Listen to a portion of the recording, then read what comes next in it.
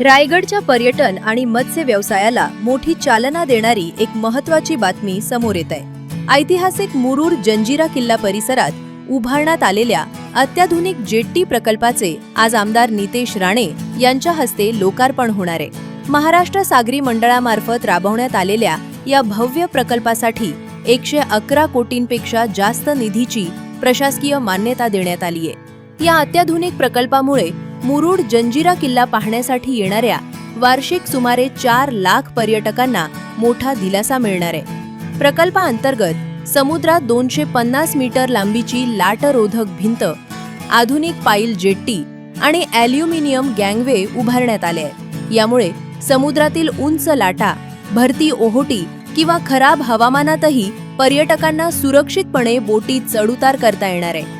पर्यटनासोबतच स्थानिक मच्छीमारांसाठीही या प्रकल्पामध्ये विशेष सुविधा देण्यात आल्या आहेत। यामध्ये आधुनिक मासळी लिलावगृह, जारी विणण्याचे शेड, विश्रामगृह, बोट पार्किंग आणि रेडिओ कम्युनिकेशन सेंटर विकसित केले जात आहे। या प्रकल्पामुळे स्थानिक रोजगार आणि मत्स्य व्यवसायाला मोठी गती मिळण्याची शक्यता वर्तवली जात आहे।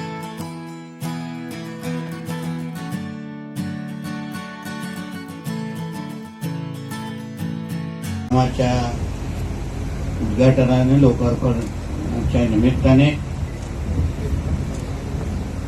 महाराष्ट्र राज्याचे माजी कॅबिनेट मंत्री, या भागाचे लोकप्रिय असे खासदार, राष्ट्रवादी काँग्रेस पक्षाचे प्रदेशाध्यक्ष सन्मान्य तटकरे साहेब, उपस्थित असलेल्या नगराध्यक्ष मॅडम, मंचावर उपस्थित असलेले महायुतीचे म्हणजे आमचे भारतीय जनता पक्ष, राष्ट्रवादी काँग्रेस, शिवसेनेचे सर्व प्रमुख पदाधिकारी, मान्यवर, उपस्थित असलेले माझ्या महाराष्ट्र मेरीटाईम बोर्ड आणि बंदर खात्याचे सर्व अधिकारी, उपस्थित असलेले सर्व तरुण मित्रांनो, आज आपल्या मुरुड जंजिराच्या इकडचा जो प्रवासी जेटीचा जो 111 कोटीचा जो हा प्रकल्प आहे, जो आमच्या बंदर खातं आणि महाराष्ट्र मेरीटाईम बोर्डच्या माध्यमातून आज पूर्ण केलेला आहे, त्याच्या लोकार्पण उद्घाटन सन्मान्य सुनील तटकरेजींच्या हस्ते झालेलं आहे, असं मी सर्वात प्रथम इथे जाहीर करतो। तटकरे साहेबांच्या नंतर भाषण करणं हे कितीही या प्रोटोकॉल नावाची नाटकं असली तरी माझ्यासाठी तसं अडचणीत आहे। कारण का तटकरे साहेब, आमचे वडील राणे साहेब आणि तटकरे साहेबांचं महाराष्ट्राच्या आणि देशाच्या राजकारणामध्ये एक मोठं नाव आहे आणि आमच्यासारखे असंख्य तरुण त्यांच्याच नेतृत्वात आणि मार्गदर्शनाखाली आज महाराष्ट्रामध्ये काम करत आहेत। आणि म्हणून साहेब आज इथे आले, आमचे भारतीय जनता पक्षाचे, राष्ट्रवादी काँग्रेसचे, आमच्या नगराध्यक्षताई, जिल्हा परिषद सदस्य सगळे एकत्र मिळून हे आता अतिशय महत्वाच्या अशा प्रकल्पाचं आपण आज भूमिपूजन किंबहुना लोकार्पण आपण केलेलं आहे। मला आठवतं काही दिवसा अगोदरपासून काही आमचे पत्रकार मित्र, काही आमचे इलेक्ट्रॉनिक चॅनल बातमीच्या दृष्टिकोनातून जी जागरूकता आणली पाहिजे, ते ह्या भागामध्ये येणारे जे पर्यटक आहेत, प्रवासी आहेत, त्यांना जी गैरसोय होत होती, काही अपघात होत होते, त्याच्यामुळे त्यांनी बातम्या राज्यभर प्रसिद्ध केला आणि म्हणून आजचा हा कार्यक्रम त्या दृष्टिकोनातून अतिशय महत्वाचा आहे। आज राज्याचे आदरणीय मुख्यमंत्री देवेंद्र फडणवीस साहेब आणि आमचे दोन्ही उपमुख्यमंत्री शिंदे साहेब आणि पवार मॅडम यांच्या नेतृत्वात आमचा बंदर खातं आज या राज्यामध्ये प्रामुख्याने 877 किलोमीटर असलेली आपली ही किनारपट्टी, ह्याला आम्ही विकसित कसं करू शकतो, रोजगाराची संधी कशी आम्ही उपलब्ध करू शकतो आणि त्याचबरोबर पर्यटनाला चालना कशी देऊ शकतो, या दृष्टिकोनातून असंख्य प्रकल्पांचे ना आम्ही नियोजन केलेलं आहे आणि त्या पद्धतीने एक एक पूर्णत्व घेऊन चाललेलं आहे। तटकरे साहेबांनी मी आवर्जून उल्लेख करेन की मी या खात्याचा मंत्री झाल्यानंतर खात्यामध्ये असलेली अखर्चित निधीवर पहिलं मी लक्ष घातले। प्रकल्प आपण सगळेजण प्रस्तावित करायचो, पण यात ते प्रकल्प पूर्ण व्हायचे नाही, निधी तिथे पडून असायची आणि दरवर्षी जेव्हा आम्ही सागरमालाच्या निमित्ताने पैसे मागायला जायचो किंवा आमचे अजितदादा पवार साहेब जेव्हा अर्थमंत्री होते तेव्हा सर्वात पहिलं बोट ठेवलं जायचं की गेल्या वर्षीची निधी तुम्ही खर्च केली नाही तर या वर्षी तुम्ही का मागायला येता, हा सर्वात पहिला प्रश्न असा आहे.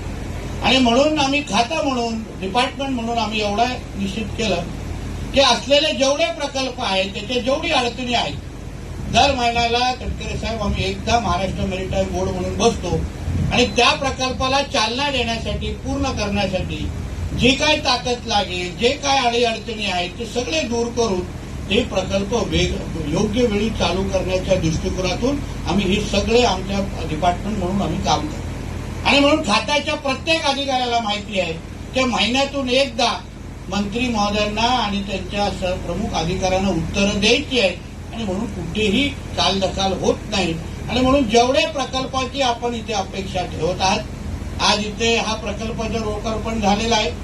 आपल्या पद्मदुर्ग किल्ल्याच्या संदर्भात काही सूचना आमच्या खासदार साहेब आणि अन्य सहकाऱ्यांनी केलेल्या आहेत. मी आपल्याला विश्वास देतो ह्या सर्व प्रकल्पांच्यामुळे कोकणाच्या किनारपट्टीला येणाऱ्या कालावधीमध्ये येणारं महत्व आणि पर्यटनाला चालना आणि रोजगाराची संधी या सगळ्या दृष्टिकोनातून आमचं महाराष्ट्र मेरीटाईम बोर्ड आणि बंदर खातं कुठेही कमी पडणार नाही हा विश्वास व्यासपीठाच्या निमित्ताने मी आपल्या सगळ्या जणांना देतो.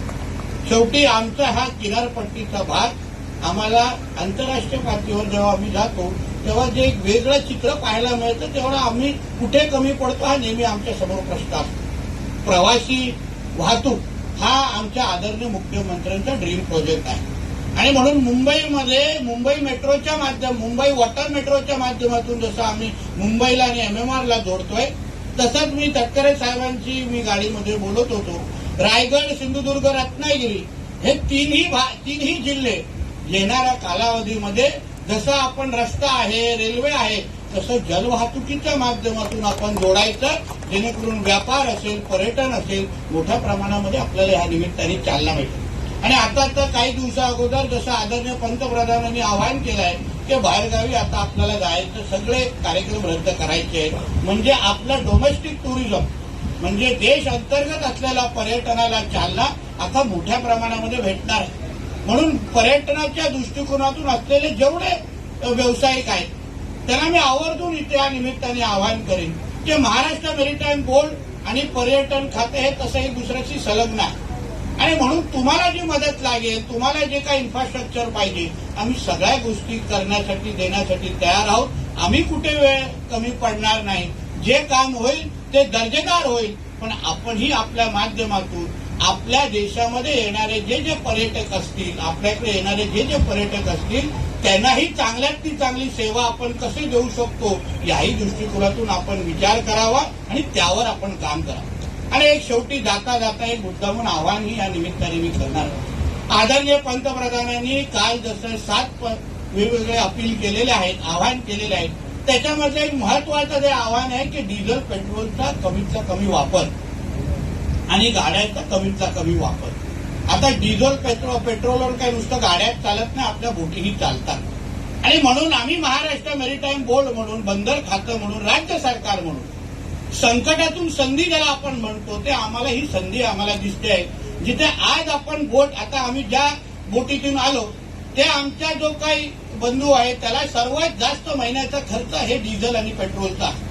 त्याचे ते व्यावहारिक आजच्या काळामध्ये होणार नाही आणि आंतरराष्ट्रीय पातळीवर युद्ध परिस्थिती असल्यामुळे येणारा जो आव्हानात्मक काळ आहे त्याच्यामध्ये बोट मालकांनी, मच्छीमार बांधवांनी त्या बोटी इलेक्ट्रिक करण्याच्या दृष्टिकोनातून पावलं उचलावी हे मुद्दामून ह्या निमित्ताने मी तुम्हाला आवाहन करणार.